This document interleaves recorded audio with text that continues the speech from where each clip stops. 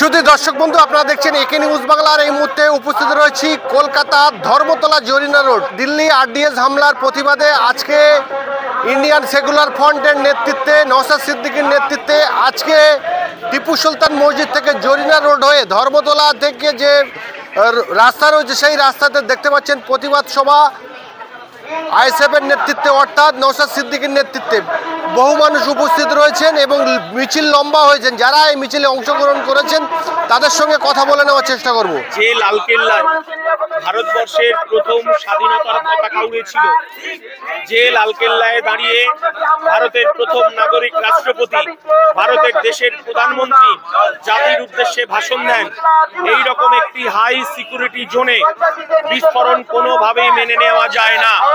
কারণ আমরা দেখেছি 2019 সালে ভারতবর্ষের সরকার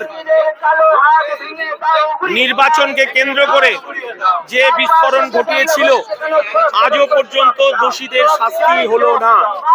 এবং কি কারণে জওয়ানদের সেখানে প্রাণ দিতে হলো, এখনো পর্যন্ত তার বিচার দেশের মানুষ পেল না। সেদিনকে ভারতবর্ষের আবেগকে উস্কে দেওয়া হয়েছিল যে একটা জওয়ানকে দেখুন আর বিজেপিকে ভোটটা দিন। 2024 সালে আপকি বার 400 পার ব্যর্থ হয়েছে এই সরকার। দেশের ধর্মনিরপেক্ষ নাগরিক, দেশের ধর্মনিরপেক্ষ মানুষ, দেশের সার্বভৌমত্ব রক্ষার জন্য, দেশ রক্ষার জন্য বিজেপিকে প্রত্যাখ্যান করেছে। আপকি বার 400 পারের জায়গায় 240-এ থেমে গেছে। আমরা জানি নীতিশ কুমারের ভোট, বিহারের ভোট, বিহারের মানুষ যখন পরিবর্তন চাইছে, এনডিএ জোটকে প্রত্যাখ্যান করতে চাইছে, তখন আবার ভারতবর্ষের মানুষ সহ বিহারের মানুষকে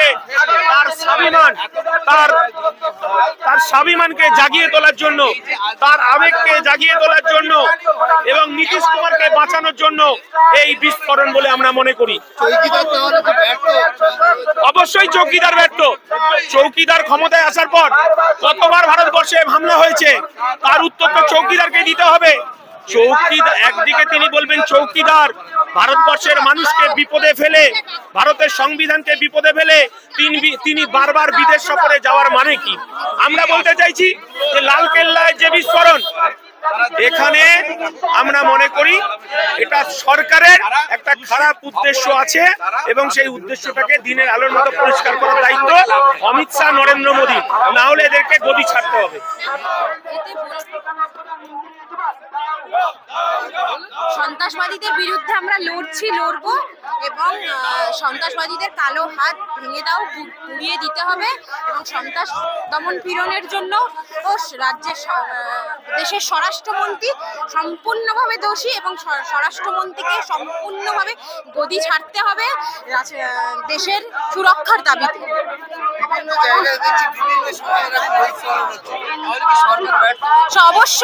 অবশ্যই কেন্দ্রীয় সরকার ব্যর্থ, ইন্টেলিজেন্স ব্যর্থ, রাজ্যের দেশের স্বরাষ্ট্রমন্ত্রী ব্যর্থ।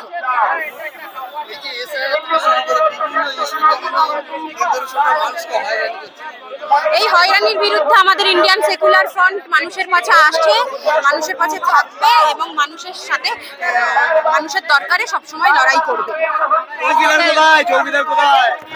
যেভাবে সন্ত্রাসবাদী হামলা হয়েছে, সাধারণ মানুষ যেভাবে মারা গিয়েছে, এরকম একটা সন্ধিক্ষণে প্রতিবাদ না করে বাড়ি বসে থাকা যায় না। সরকারের ইন্টেলিজেন্সি ফেলিওর, সরকার ব্যর্থ, সাধারণ মানুষের নিরাপত্তা দিতে সরকার ব্যর্থ, প্রধানমন্ত্রী, স্বরাষ্ট্রমন্ত্রী সম্পূর্ণভাবে ব্যর্থতার প্রমাণ দিয়েছে। এর প্রতিবাদে আমরা রাস্তায় নেমেছি। আমরা যারা এই ঘটনা ঘটিয়েছে তাদের বিরুদ্ধে তীব্র নিন্দা, ধিক্কার জানাই এবং প্রশাসনিকভাবে সরকার ব্যর্থতার প্রতিবাদ জানাচ্ছি।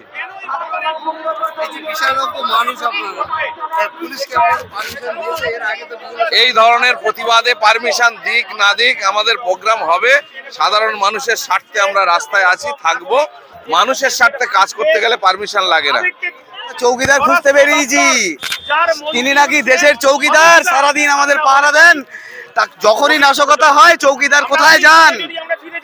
সেই চৌকিদারকে খুঁজতে বেরিয়েছি এবং এই নোংরা অসভ্য একটা খারাপ প্রতিক্রিয়ার আমরা প্রতিবাদ জানাতে নেমেছি এবং আমরা এই স্বরাষ্ট্রমন্ত্রীর পদত্যাগ চাই এবং তানারা থাকা উচিত না, চৌকিদারের চৌকিদারিত্বটাও এবার ছাড়া উচিত।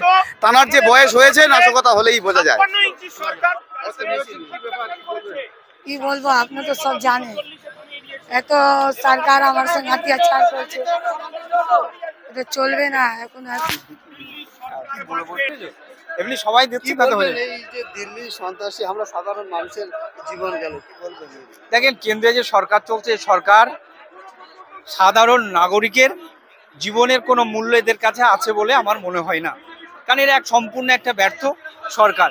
কারণ আমরা একাধিকবার দেখছি যে দিল্লির মতো জায়গা, যেখানে আমাদের একটা রাজধানী, এই রাজধানীতে এরকম সন্ত্রাসবাদী হামলা হচ্ছে, তাহলে ইন্টেলিজেন্স কি করছে?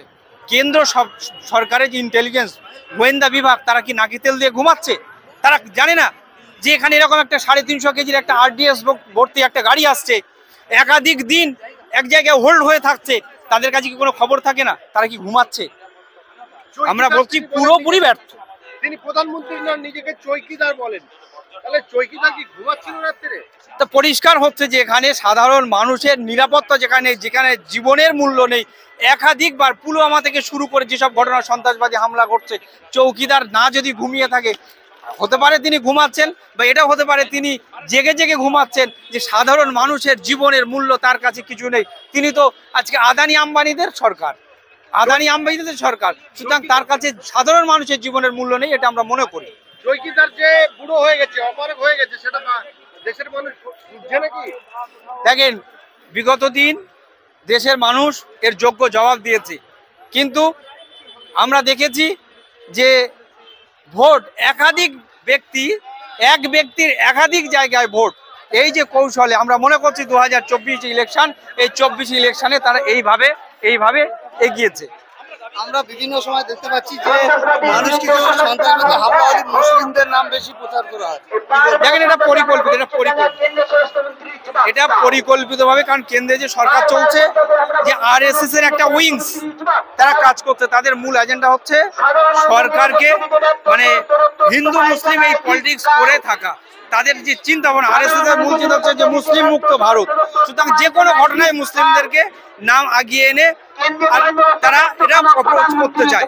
কিন্তু আমরা একটা জিনিস বলতে চাই, সে মুসলিম হোক আর হিন্দু হোক বা যে ধর্মের হোক, যে কাস্টের হোক, যে সন্ত্রাসবাদী কার্যকলাপ করেছে সন্ত্রাসী, তার সর্বোচ্চ শাস্তি ফাঁসি হওয়া দরকার। কারণ ধর্ম যে যা পালন করবে, কিন্তু দেশের নিরাপত্তা, দেশ সবার আগে, এটা আমরা ইন্ডিয়ান সেকুলার ফ্রন্ট জোর গলায় দাবি করি। সন্ত্রাসের বিরুদ্ধে সমস্ত মানুষ এক হও। সন্ত্রাসের বিরুদ্ধে সমস্ত মানুষ এক হও। সর্বপ্রথম তোমাদের জানাই ধিক্কার। সন্ত্রাসের তোমাদের জানাই ধিক্কার। সন্ত্রাসের বিরুদ্ধে সমস্ত মানুষ এক হও।